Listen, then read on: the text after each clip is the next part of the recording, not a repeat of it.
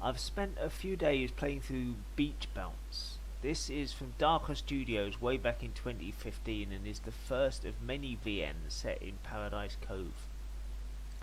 Beach Bounce is the name of a seaside resort and features in several other Paradise Cove titles, as do most of the cast. Our protagonist, Tomo, is fairly standard, a pointless dweeb with no talent or ability that has been sent to take over running the resort while his grandmother is ill. His total lack of relevant experience doesn't seem to be an issue. It's not what you know, it's who you know, and Tomo knows his granny. If this is starting to look like a business management sim, don't worry, it's nothing like that. The story is all about chasing waifus, of whom there are several. Something to suit all tastes.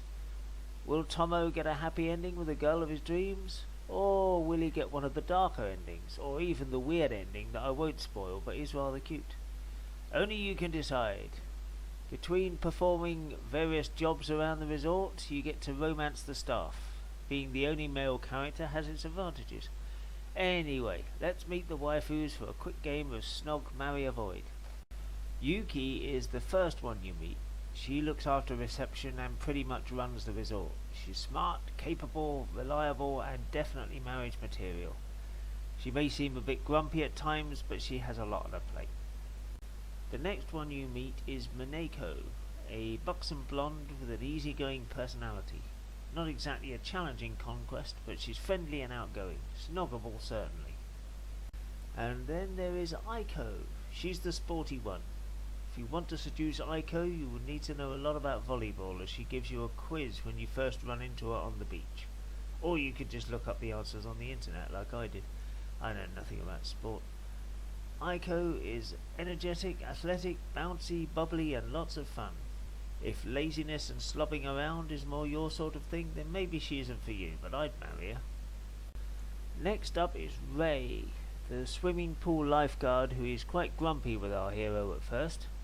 She resents the way he just walks into the top job without having to earn it, and I can see her point. Ray is one of the good guys, but he's rather spiky, and the whole business of getting a management job from Granny will be a constant source of strife. She can also be quite scary if you trifle with her affection, so best avoid, I think. Then you have the 3 wild cards, the ones that aren't members of staff. Each of their routes are a bit non-standard, though I won't spoil them for you. Sakura is Yuki's sister. She's small, loud, over-friendly, and generally bouncy and fun. This seems to be due to huge amounts of coffee and energy drinks. Plenty of fun. She is well worth a snog, but not really someone you'd want to get involved with long term. She would tire you out very quickly, and with her caffeine intake it's only a matter of time before her kidneys give out. I did enjoy her ending though. Minami is someone you keep running into hanging around on the beach. She is rather pleasant, relaxed, laid back and charming. Marrying her would mean a big change of lifestyle, but worth it I reckon. And finally there is Nymph.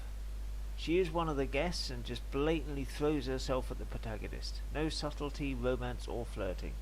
It's a good general rule of life that if something seems too good to be true, it probably is, and there is likely to be a catch. There certainly is here. Avoid.